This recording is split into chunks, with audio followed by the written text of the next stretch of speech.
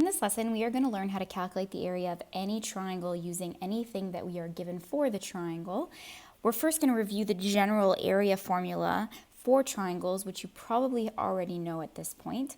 But in this lesson, we're going to learn two more ways called Herons formula and trig formula. It's important to know how to find all the sides of a triangle in order to do what we're going to learn in this lesson. You could use sine law, maybe you even know cosine law, or SOHCAHTOA to help you find the sides for you to find a new way of using area or finding the area of a triangle. The first new way we're going to calculate area is by using what we call Herons formula. Right now, many of you are probably used to calculating the area of a triangle as base times height divided by 2. But what if you're given a triangle like this and finding the height is either impossible or a bit tedious? When you know the length of all three sides of a triangle, you can actually find the area of that triangle using only the perimeter of the triangle and its side lengths. To use what we like to call Herons formula to calculate what the area of a triangle is, you first will need to know how to calculate half the perimeter of a triangle. So here's the triangle example that I'm going to use. By now you should know what perimeter is, and essentially that's just adding all the sides together. So to find the half perimeter, which we denote as little p, we're going to find the perimeter a plus b plus c, and we're just going to divide it by 2. Once you are able to calculate that, this is the formula that you would need to use to calculate the area. Herons formula states that the area of a triangle is equal to the square root of the perimeter times the difference between the perimeter and the A, times the difference between the half perimeter and B, times the difference between the half perimeter and side C. So every time you see a lowercase p, I mean half perimeter. And every time you see the letters A, B, C is essentially just letting you know that you're going to have to subtract your half perimeter from each side of your triangle. Here's an example using Herons formula. And just as a reminder, here's the formula for it on this page. I have now given your side lengths some actual numbers that we're going to use. And the first step is to find your little p, or the half perimeter, by adding all of the sides together, but on top of that, you're going to have to divide it by 2. In this case, our half perimeter is 3.75 centimeters. Now, once we have our half perimeter, we can set up our formula. So I have the square root of the half perimeter times the difference between the half perimeter on one side, times the difference between the half perimeter on another side, times the difference between the half perimeter and the third side. The order in which you do this does not matter. What is important is that you remember to find the difference of every single half perimeter and each side, not forgetting to multiply it by the half perimeter at the beginning of this formula and square rooting at the end. So this is what I get after I do all of that. And I want to point something out that is super important. You should never ever get a negative number when you're doing this. If you are, something is incorrect. Either your half perimeter is not correct, or you're finding the differences between the side lengths and the half perimeter are incorrect. But you should have no negative numbers when you're doing this. After multiplying everything under the square root, I get that the square root of 2.64 is 1.62. So our area is 1.62 centimeters squared. Now I'd like you to try it on your own by using Herons formula shown here. Here is an example of a triangle where I have given you all three sides, and all I'm going to ask you to do is find the area of this triangle. If you're watching this video, I would highly recommend that you pause it before you continue on doing it on your own and then checking your answer in the next slide. So here is the answer to our previous example where I've given you all three sides of this triangle.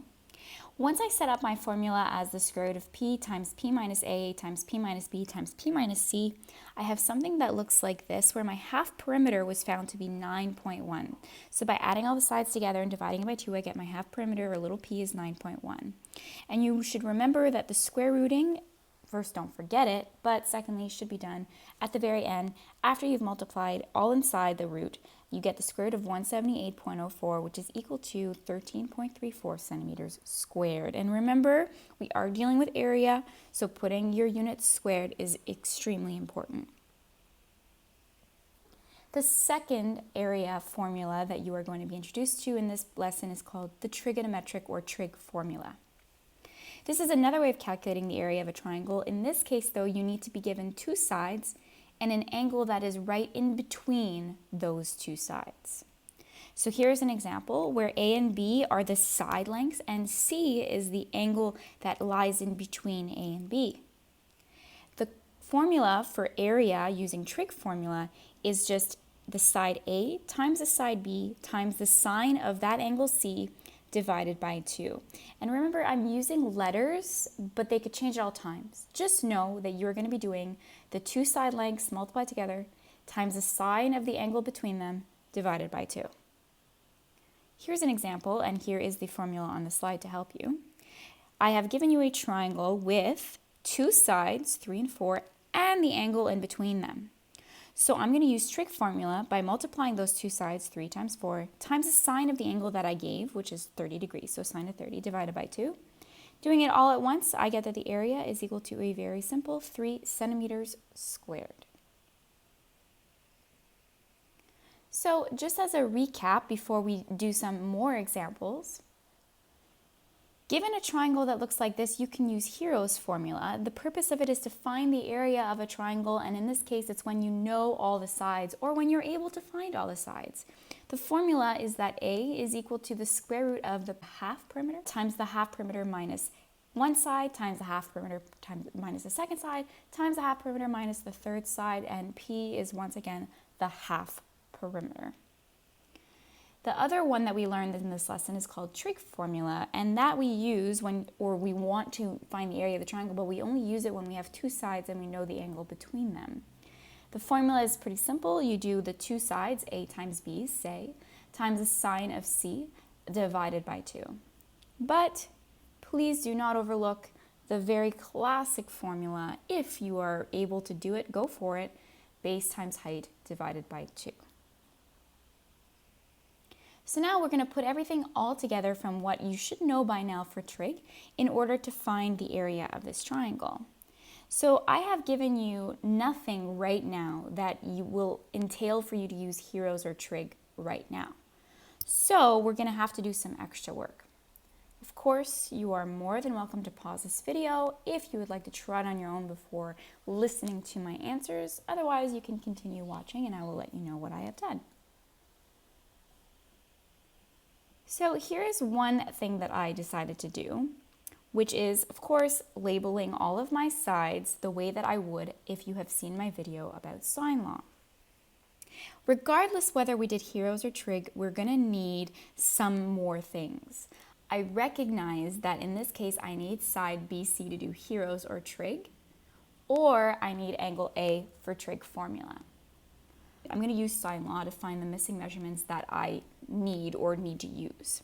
And what I've noticed is that my C's are the complete fraction. And I'm going to immediately use it to find the side length, the angle measure for B. By cross multiplying, I get that the sine of B is equal to 0.89. But of course, we're going to do the arc sine or the inverse sine to find that B is actually 62.87. However, I recognize that B is an obtuse angle, so I'm going to have to do 180 minus that acute angle to get me B, an obtuse angle of 117.13 degrees. Now that I have my angle B to be 117.13 degrees, I'm not going to waste any time and I'm going to subtract everything that I know angle-wise by 180 degrees to get a leftover angle A in this case, of 28.87 degrees. Note that I could use trig formula right now because I do have two sides and the angle in between them, but for the purpose of this lesson, I'm going to find everything. I decided that I was going to use Sine Law to find side BC, which I have labeled as little a. So once again, setting up all of my proportions and noticing that I have two complete ones right now, no matter which one I pick, I'm going to cross multiply and find that little a, or BC, is approximately 4.8 centimeters. Now, I have literally everything for this triangle, and I can find the area using Herons or trig formula. I'm going to use both to show you that it really doesn't matter which one you use, you will get the same final answer. So the first one that I decided to try was Herons. My half perimeter came out to be 9.65 centimeters. Subtracting it from each of the three sides, these are the values that I get, before then multiplying them all together and getting under my square root 142.16, the square root of which is approximately 11.9 centimeters squared. The other way that you could have done this is using trig formula, and I want you to notice that you could use any two sides and that angle in between them. I have decided that I'm going to use little a, little b, and big C, but you could have used any of the other ones. Here, as a reminder, is the formula for trig formula, finding the area. And using a times b times the sine of c, which in this case is 4.8 times 8.9 times the sine of 34, and dividing it by 2, here it is, the same exact answer as I got using Herons, that the area is equal to 11.9 centimeters squared. And that is the end of finding area using trigonometric knowledge you would have learned prior to this lesson.